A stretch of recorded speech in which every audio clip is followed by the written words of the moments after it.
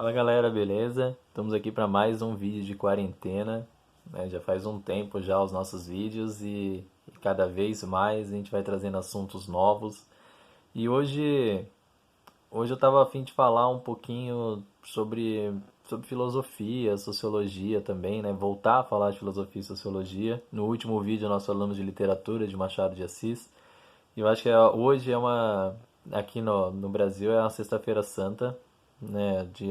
Dia da crucificação de Jesus, né? De acordo com os relatos bíblicos. E eu acho que é legal a gente bater um papo sobre isso um pouco, né? Muita gente tem o preconceito, né? Ou a ideia pré-estabelecida, né? Preconceito é justamente isso, né? Um conceito antecipado de alguma coisa, né? Eu tirar um conceito antecipado, um pré-conceito de alguma coisa. E as pessoas têm esse preconceito de achar que religião e filosofia são algo distintos, né? E além de ser distintos, são antagônicos, sendo que não, na verdade, na realidade não é. Nós temos grandes filósofos que eram teólogos também. A maioria das faculdades de filosofia também oferecem cursos de teologia. Então, se a gente falar historicamente, então a gente falar de Santo Agostinho, São Tomás de Aquino, são pessoas que reviveram, né, a filosofia de Platão, de Aristóteles. Então, essa ideia de que religião e filosofia não se misturam é totalmente ultrapassada. Então, abre um pouco mais a cabeça aí para a gente poder bater um papo que a gente quer bater hoje. E, e hoje eu queria falar justamente sobre Jesus, né? Jesus na minha opinião, é um grande filósofo, era um grande revolucionário, né? Um grande revolucionário mesmo, acho que um dos maiores que o mundo já viu, porque não era comum um homem querer confrontar um império, que era o Império Romano naquela época, né? Então você imagina um homem sozinho, inicialmente, inspirado por alguma coisa, não importa qual seja a inspiração dele, se é uma inspiração divina, se é uma inspiração ideológica, se é uma inspiração política, mas ele foi sim inspirado por alguma coisa que o fez combater e lutar contra o Império Romano dentro daquilo que ele acreditava que era verdade. Né? Aí se a gente fazer um paralelo com a nossa vida, né? Quantas vezes a gente acha que algo está errado e a gente pensa que a nossa forma, que nós poderíamos melhorar aquilo, que nós poderíamos ter ideias melhores para aquilo, mas a gente não fala isso com medo de que as pessoas achem que nós estamos errados ou com medo de ser reprimidos por isso. E aí acabamos guardando essas ideias, esses pensamentos, essas formas e acaba continuando vivendo e aceitando as regras pré-estabelecidas, né? Então, aí eu acho que já passa o primeiro ensinamento, assim, do filósofo, né? Jesus, assim, do revolucionário Jesus, que é justamente isso. Ele acreditava que ele estava certo. E a partir do momento que ele acreditou que ele estava certo, ele começou a lutar por aquilo. Né? E demorou para ele ter um despertar em relação a isso, de acordo com os relatos bíblicos, porque ele começa a peregrinação dele, as pregações dele, a partir dos 30 anos de idade. Então nunca é tarde. Ó, segunda lição que a gente aprende com Jesus, né? Nunca é tarde para você começar a botar os seus sonhos em prática, né? Botar a sua vontade, o seu desejo de mudança em prática. Essa ideia de, já estou velho, isso daí já foi e tal, olha só. Já tem os dois ensinamentos aí. Primeiro, se você acredita em alguma coisa, vai atrás dela.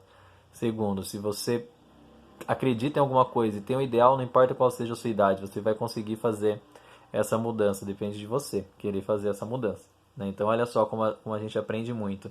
Tem uma música do Raul Seixas chamada Messias Indeciso, que ele fala justamente, né? No começo da música ele fala: certa vez houve um homem comum como um homem qualquer, jogou pelado descalço e cresceu e formou-se em ter fé. O que ele quer dizer com isso, Raul? Que Jesus não era nada absurdamente diferente de qualquer outro ser humano. Né? Ele nasceu como ser humano e viveu como um ser humano a vida toda dele. Então, o que é esse paralelo que a gente pode fazer? Que ele era igual eu, igual você, igual qualquer pessoa da sua família, qualquer amigo seu. Joga pelada descalço e ele cresceu e resolveu se formar em fé, em como você resolveu se formar em engenharia, medicina, pedagogia, seja qual for a sua formação, esporte, a nossa escolha que vai determinar quem seremos, né? Isso é mais uma lição que a gente aprende aí, né? Ele, como criança, ele era uma criança como qualquer outra, como todos nós também fomos. Então não importa, né, qual seja o caminho que viemos, né? Eu acho que o que importa é o caminho que a gente vai seguir dali em diante, no momento que a gente decide o nosso próprio caminho, né? Tanto que na música Messias Indeciso ele fala assim: e acreditando em si mesmo, tornou-se o mais sábio entre seus. E, e o povo pedindo milagre começou a chamar esse homem de Deus. Olha só o que Raul Seixas fala, né? Então, de acordo com a música do Raul, ele fala justamente que Jesus, o que ele fez? Ele apenas acreditou no ideal dele. E a partir do momento que ele acreditou no ideal dele, as outras pessoas também começaram a acreditar naquilo. Então vocês ouvem falar muito disso aí, principalmente em livro de autoajuda, em coach, né? Então, acredita em você, você é poderoso, você pode. De uma certa forma, isso tem um fundo, sim, de verdade. Porque a partir do momento que você acredita que você está certo, você convence as pessoas que você está certo. Você emana essa certeza para as outras pessoas, né? Então, olha, tantos ensinamentos que a gente consegue pegar sem falar de religião, sem falar de coisas sagradas. Nós estamos falando de um Jesus humano revolucionário, né? Então, se você for pegar a vida de Jesus, se a gente for pegar a história de vida dele, né, as passagens que a Bíblia nos ensina em relação a Jesus, a gente consegue tirar vários ensinamentos.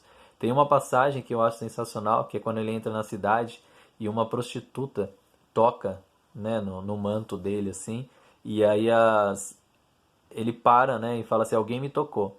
Aí alguém fala pra ele algo assim, fala assim, não, mas não, é só uma prostituta. Ele falou, não importa, alguém me tocou.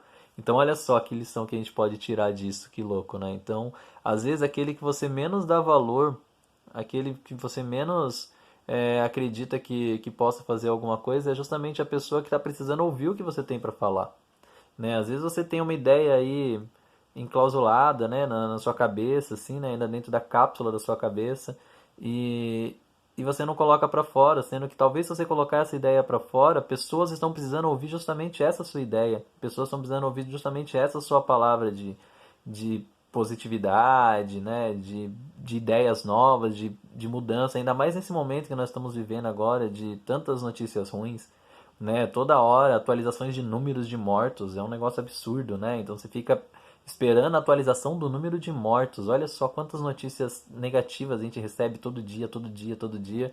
E muitas vezes você tem alguma notícia positiva para dar, mas você fica com medo de compartilhar essa ideia sua na sua rede social, ou com seus amigos, né, ou com a sua família. Então talvez essa ideia que está aí na sua cabeça, essa ideia positiva, esse pensamento novo que você está tendo na sua cabeça, talvez seja a solução para muitas pessoas. Assim como para aquela prostituta, Jesus era a solução. Ela não ia se rastejar e tocar o manto dele se caso ela não precisasse ouvir alguma coisa, né? E aqui eu não estou falando de palavra sagrada ou de religiosidade, a gente está falando de ideias, né? Então ela queria ouvir as ideias, né, que ele tinha para dar. Então olha que passagem sensacional se a gente for trazer para o nosso dia a dia, né? Então as pessoas estão carentes hoje, carentes de ideias, carentes de coisas boas, né? Ainda mais nesse tempo de quarentena que nós estamos vivendo.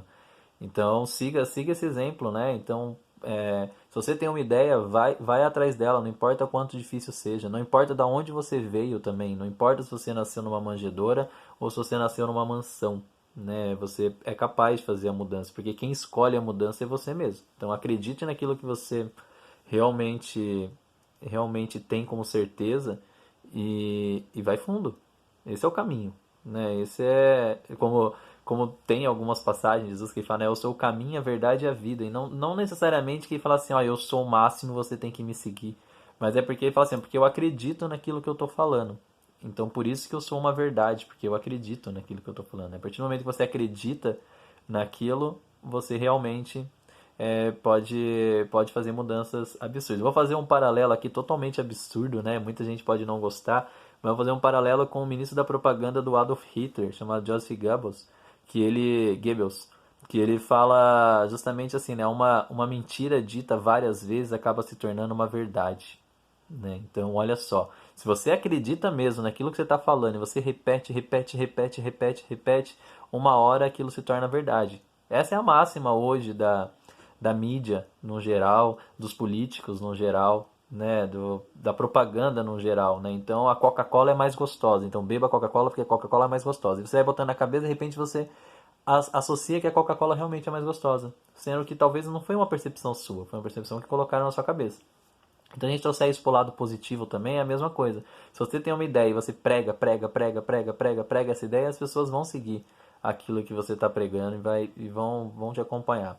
Eu acho que era isso, né? Eu tentei ser o mais racional possível aqui, né? E filosofia é isso, pessoal. Filosofia, pensamento, sociologia é isso, né?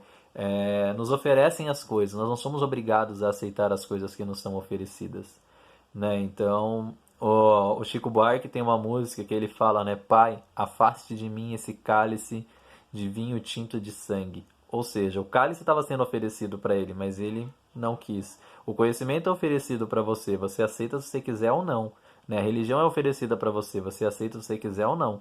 Essa passagem do Chico Buarque é uma referência total também a uma fala de Jesus, que Jesus ele fala para Deus, né? Fala, ó Pai, passa de mim esse cálice, né? Que é o cálice da tentação, o cálice da vontade, né? Então, olha só como um músico que nós admiramos muito, que é o Chico Buarque, eu pelo menos posso falar que gosto bastante, músicos como Chico Buarque, como Raul Seixas, associam as suas ideias às ideias também de um cara que eu admiro bastante, um grande revolucionário, um grande líder pacifista e político e sociólogo e filosófico aí, que era Jesus Cristo, né? Então, nessa data especial aí de Sexta-feira Santa, eu não peço para vocês, pensem no Jesus crucificado, não, porque isso a gente aprende desde pequeno e eu acho que isso é da escolha de cada um. Mas pensem no que ele foi antes dessa data de hoje, né? Pense o que o levou a chegar nessa data de hoje e em que momento você viu ele fraquejar quando a cruz era iminente, né? Quando a morte era iminente na frente dele. Ele não fraquejou, ele não voltou atrás, ele não desistiu, né? Então, se você tem um ideal, né, eu acho que essa é a lição que fica para nós nessa Sexta-feira Santa. Se você tem um ideal, não importa se você no final vai estar pendurado numa cruz, mas com certeza pessoas vão se inspirar na sua luta, na sua conquista, e com certeza isso vai gerar frutos que podem durar até 2020 anos, 2030 anos, 2040 anos depois. As pessoas vão estar fazendo um vídeo no YouTube falando dessa sua luta, ok? Bom, era isso que eu tinha para falar hoje. Um abraço para todo mundo e até a próxima live nossa aqui. Live não, próximo vídeo nosso aqui, tá bom? Beijo, galera. Tchau.